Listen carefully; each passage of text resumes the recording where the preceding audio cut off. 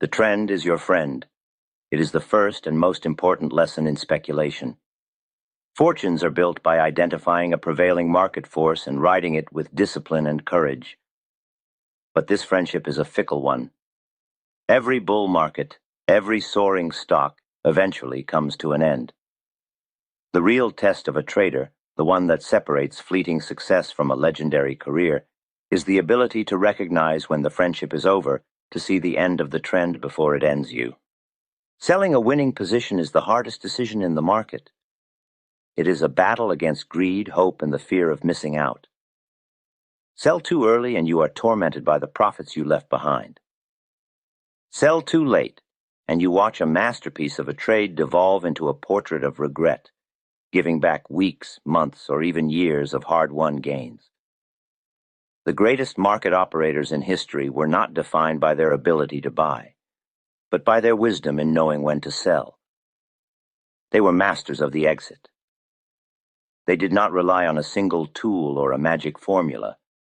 They developed a sophisticated understanding of the market's many facets, from the grand currents of the global economy to the subtle psychological tells of the crowd, from the bold footprints of institutional money on the ticker tape to the quiet erosion of a company's fundamental strength. Today, we will dissect 15 of these powerful signals. Each is a lesson forged in the crucible of real-world market cycles by a legendary trader or investor. This is not a theoretical list. It is a practical toolkit for identifying market tops and bottoms. We will learn to see the market not as a series of random price movements, but as a narrative. To build this foundation, there is no greater resource than the one book read by nearly every market master. Edwin Lefebvre's classic Reminiscences of a Stock Operator. It is the thinly veiled biography of Jesse Livermore himself. To help you absorb its timeless lessons on market dynamics and mass psychology, we've linked in the description a unique chapter-by-chapter analysis by Max Davidson, specifically designed to translate its century-old wisdom for the modern reader. Consider it required reading. We begin with the broadest possible view, looking at the health of the entire economy through the eyes of the man who first gave us the language to describe it, Charles Dow. As the founder of the Wall Street Journal, Dow sought to create a true barometer of American business. His enduring legacy is the principle of non-confirmation. Its logic is grounded in the physical world. For a bull market to be healthy, the companies that make things, the industrials, and the companies that move things, the transports, must be in agreement. Production and distribution are two sides of the same economic coin. A divergence between them is a grave warning. The signal flashes when the Dow Jones Industrial Average pushes to a new high, but the Dow Jones Transportation Average refuses to follow. It suggests that while financial speculation may be alive and well, the underlying physical economy is faltering. Goods are being made but not shipped, a classic sign of slowing demand and building inventories. Before the great crash of 1929, the industrials soared into the summer, but the rail average, as it was then known, peaked months earlier and failed to confirm the final highs. The same divergence appeared in 1999 before the dot-com bust, and again in mid-2007, when the transports peaked 3 months before the industrials, providing a clear but widely ignored warning of the impending financial crisis. In the modern market, when you see the S&P 500 reaching for new highs, but companies like FedEx and UPS are guiding down, you are witnessing a modern Dow theory non-confirmation. The financial story is breaking from physical reality. From the physical economy, we turn to the fuel of all modern markets: liquidity. Stanley Druckenmiller, one of the most successful macro traders in history, famously stated that earnings don't move the overall market. The Federal Reserve does. His signal is therefore one of the most important of the modern era, a major shift in central bank policy.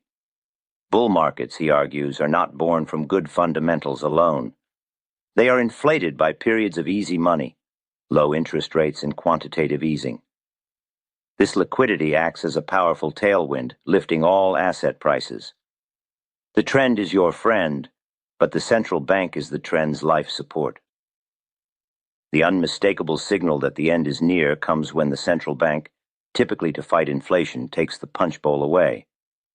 They pivot from an accommodative stance to a restrictive one, raising interest rates and draining liquidity from the system. The tailwind becomes a headwind. The evidence is overwhelming. Before the dot-com crash, the Fed raised rates 6 times from mid-1999 to May 2000. Before the 2008 crisis, the Fed engaged in 17 consecutive rate hikes from 2004 to 2006. More recently, the historic bull run that followed the 2020 pandemic came to a screeching halt when the Fed pivoted aggressively to fight inflation in late 2021 and early 2022. The subsequent bear market was a direct consequence. As a trader today, you must treat the minutes from the Federal Reserve's meetings as more important than any single company's earnings report. When the war on inflation begins, the trend fueled by easy money is already on death row. Central bank policy creates the environment, but it is a flawed human belief system that creates the bubble.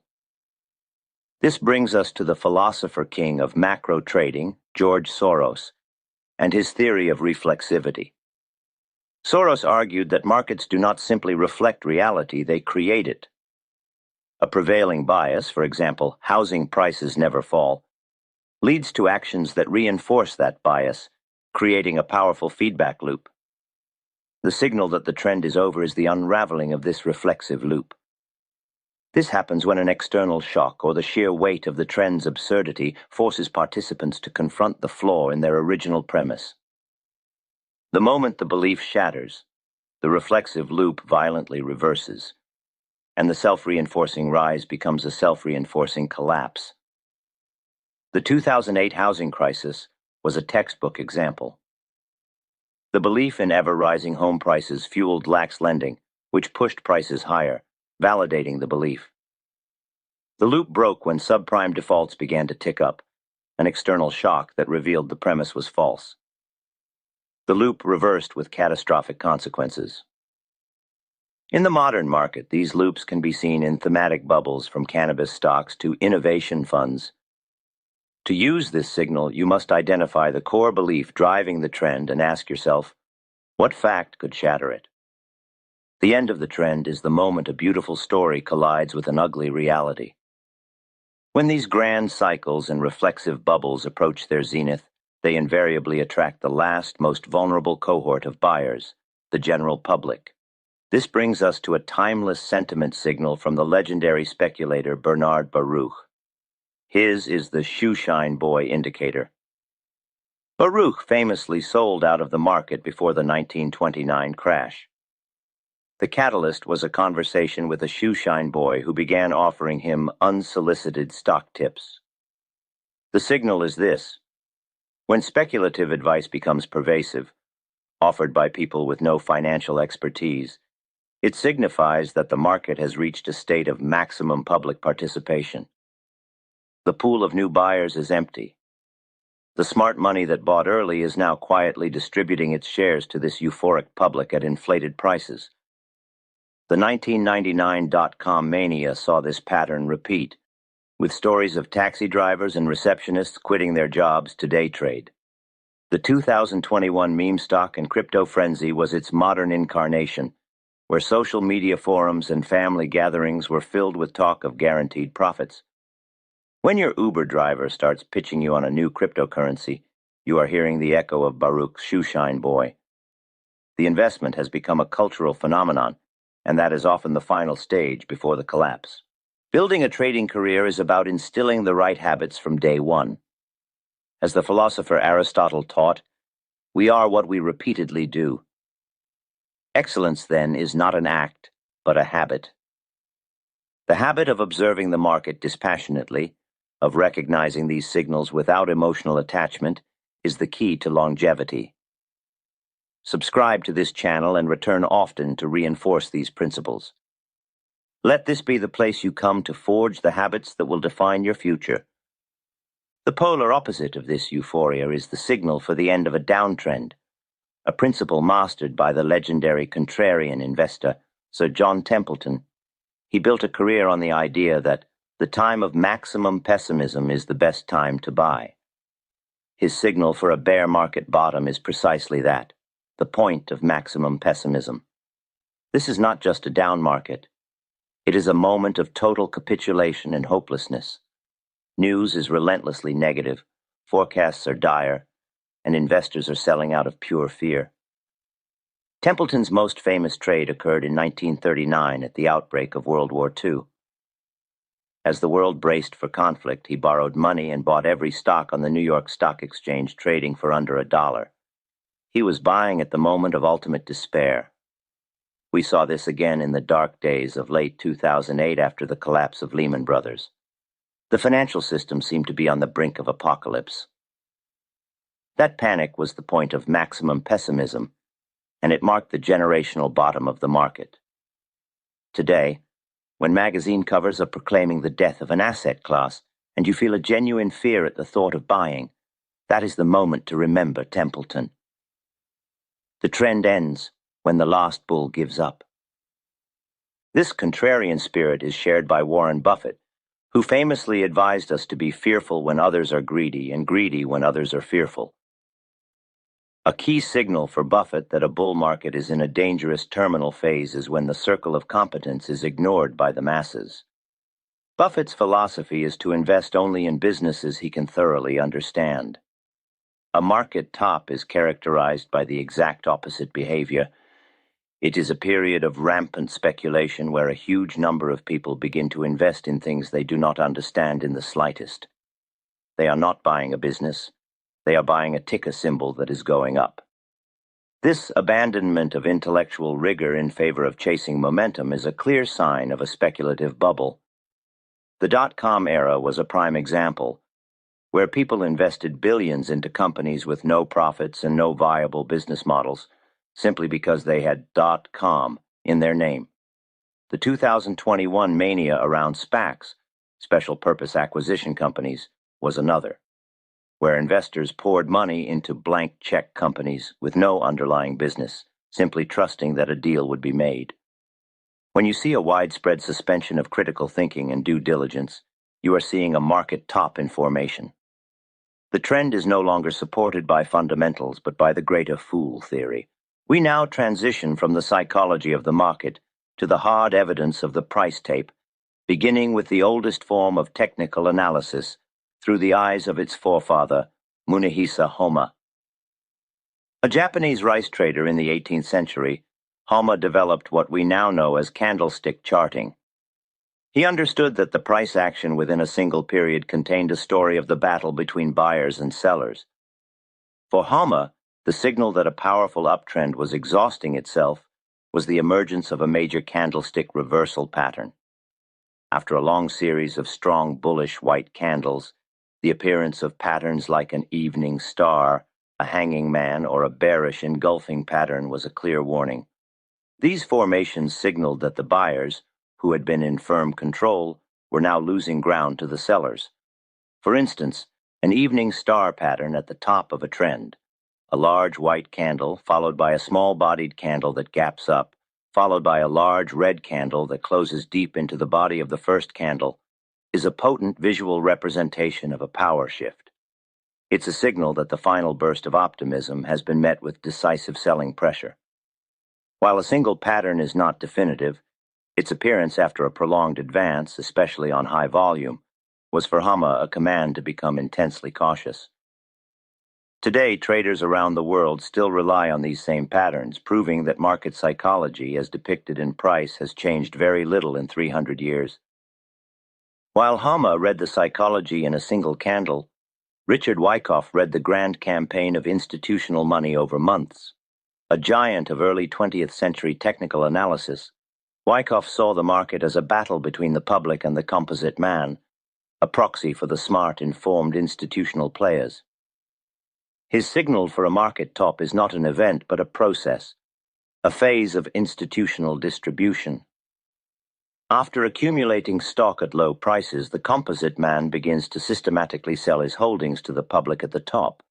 This creates a characteristic, often volatile, trading range, The key signs of distribution include a buying climax, where a sharp advance on massive volume leads to no further progress, and upthrusts, which are failed rallies above old highs that are quickly and forcefully sold.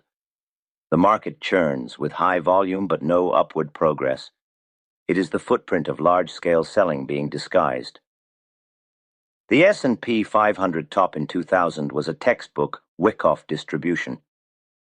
For months, the index churned in a wide range, making marginal new highs that would fail, all on heavy volume. It was the composite man methodically unloading his shares before the crash.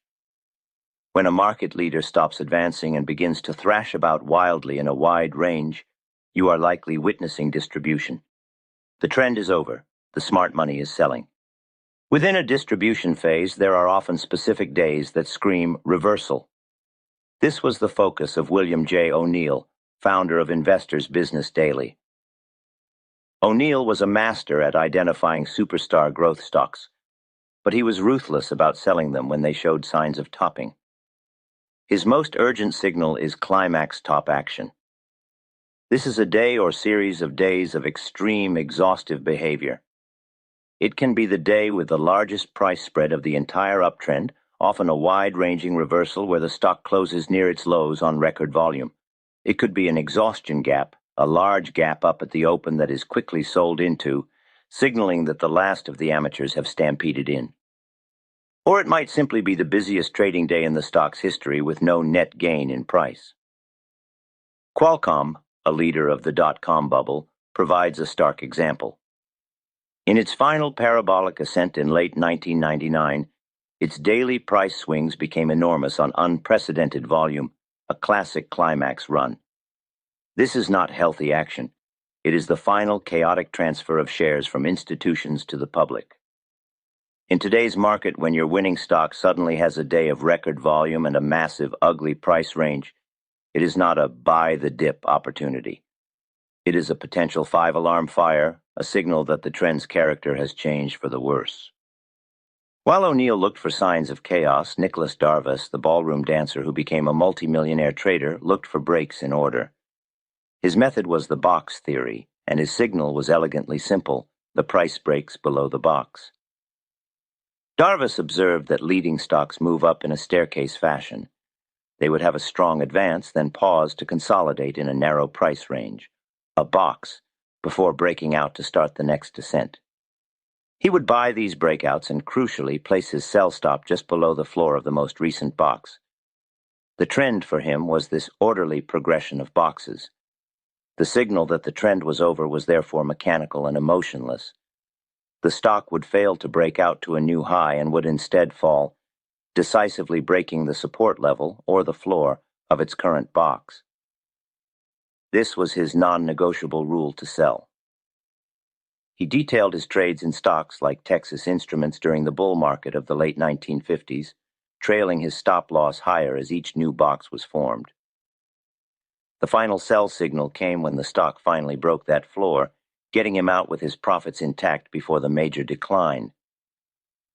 Today, these boxes are known as consolidation patterns or support levels. The principle is timeless. A trend is intact as long as it makes higher highs and higher lows. A break below a key, well-defined support level is the objective sign that the trend structure has been violated. We now shift from the charts to the financial statements, from what the stock is doing to what the business is doing. Here we start with the father of value investing, Benjamin Graham, and his allegory of Mr. Market Graham urged investors to see the market as a manic-depressive business partner who, every day, offers to either buy your shares or sell you his.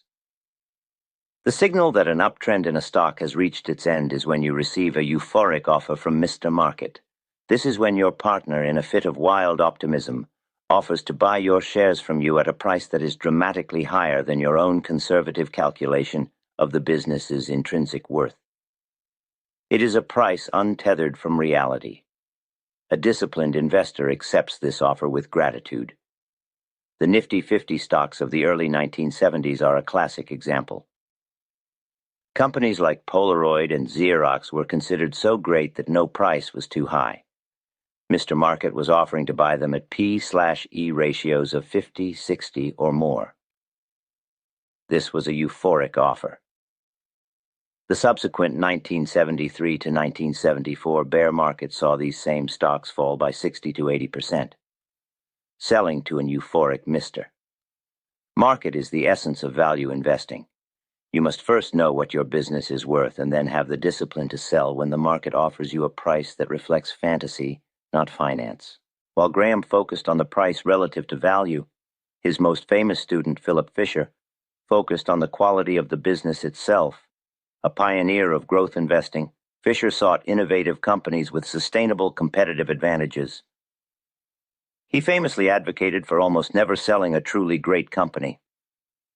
However, he outlined specific reasons to sell, the most important of which is the deterioration of the company's core qualitative strengths. This is a signal that the fundamental reason for owning the stock is no longer valid. For Fisher, this wasn't about a single bad quarter. It was about a deeper erosion of the company's moat. Has the company lost its edge in research and development? Has the quality of management declined? Are they failing to adapt to a changing industry landscape? The slow decline of a company like Eastman Kodak is a prime example. As digital photography emerged, Kodak's qualitative strengths, its brand, its chemical engineering prowess, its distribution network, began to erode. A Fisher-like investor would have sold not when the losses started piling up, but when it became clear that management was failing to navigate this fundamental technological shift. This signal requires scuttlebutt, Fisher's method of deep investigation. You must constantly monitor your companies to ensure that the qualities that made them great are still intact. This story-based approach was refined by another investing great, Peter Lynch, who ran the Fidelity Magellan Fund with legendary success. His signal is similar to Fisher's but more direct. Sell when the fundamental story deteriorates. Lynch categorized his stocks into different types, each with its own story. A fast grower story is about rapid expansion. A turnaround story is about a company recovering from near death. The reason for selling is when that story breaks. For a fast-growing retailer, the story might be that they can successfully open hundreds of new stores. The signal of deterioration comes when you discover that sales at their existing stores are beginning to fall. This means the core concept is weakening and the growth story is nearing its end. For a technology company, the story might be a revolutionary new product. The story breaks the day a competitor announces something far superior. Lynch taught investors to do their own research and to have a simple, clear thesis for every stock they own. The trend is over when the facts no longer support that thesis. Our next legend, Walter Schloss, was known as a super investor by Buffett and was the purest of Graham's disciples. His approach was brutally simple and effective, and so was his sell signal. For Schloss, the trend was over when the stock is no longer statistically cheap.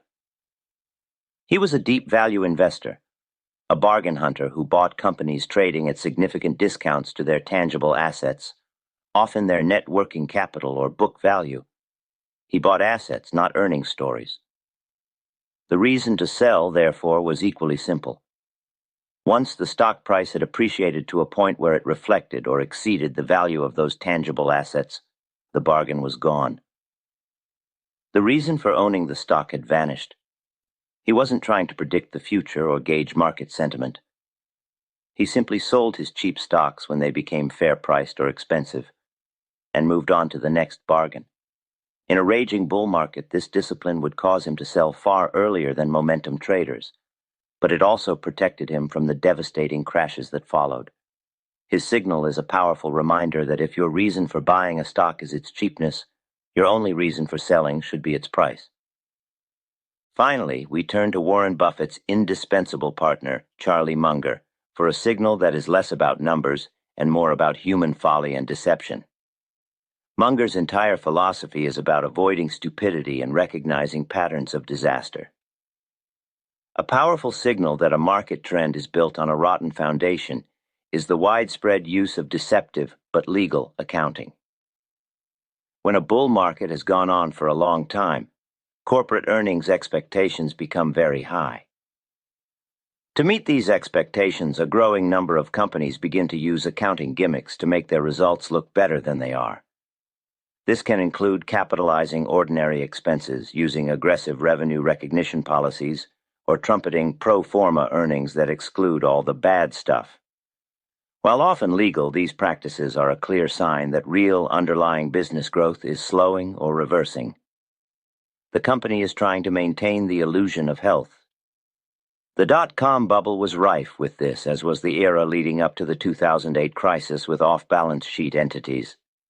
The spectacular collapse of Enron in 2001 was the ultimate example of a company built almost entirely on accounting fraud.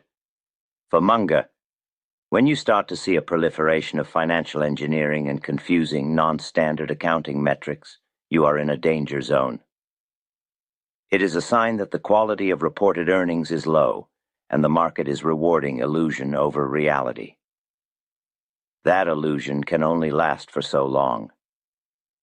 These 15 signals represent 15 distinct analytical frameworks for viewing the market. They confirm that trends do not simply die of old age. Their termination is an active process, driven by tangible shifts in economics, investor psychology, and business fundamentals. A professional understands that relying on a single indicator is a path to failure. True market insight is derived from a convergence of evidence. You have been given the tools of the macro analyst, who, like Stanley Druckenmiller, understands that the flow of central bank liquidity can override almost any other factor.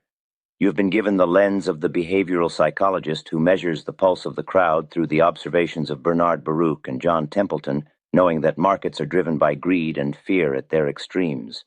You have been shown the methods of the technician who deciphers the battle between supply and demand in the work of Richard Wyckoff and Munahisa Homa. And you have been grounded in the discipline of the business analyst, who assesses corporate reality through the uncompromising principles of Benjamin Graham, Philip Fisher, and Charlie Munger. Your task is not to choose one of these disciplines, but to integrate them. A bearish candlestick pattern from Hama gains immense power when it appears after a prolonged period of Wyckoff distribution during a time of central bank tightening, and in a stock that Munger would identify as having questionable accounting. Conversely, a single negative signal may prove to be noise if it is not confirmed by weakness in other domains. The objective is not to find one isolated reason to sell, but to build a compelling, multifaceted case that the risk-to-reward profile of a trend has fundamentally and irrevocably shifted. This process is not about predicting the exact day or price point where a trend will peak or bottom. That pursuit is a fool's errand that has destroyed countless accounts. Instead, the purpose of this knowledge is to identify a zone of termination, a period where the accumulated evidence overwhelmingly suggests that the probability of further gains is diminishing, while the potential for a sharp, violent reversal is increasing. It is at this critical juncture that a professional ceases to think about maximizing the last fraction of a profit and begins to aggressively prioritize the preservation of capital. Ultimately, recognizing these signals is an intellectual exercise. Profiting from them is a matter of unwavering discipline. The greatest challenge you will face is acting on your analysis, especially when it requires you to sell a soaring asset that everyone loves, or to buy when the consensus view is one of utter despair. Each legend presented here was defined not only by their analytical brilliance, but by their courage and conviction to execute their plan when the evidence demanded it, regardless of popular opinion. Your work begins now, to move beyond passive learning and into a state of active, disciplined observation. Analyze the conditions, build your case, and execute without hesitation. That is the foundation upon which a lasting and successful career in the markets is built. Subscribe to this channel and return often to reinforce these principles. Let this be the place you come to forge the habits that will define your future.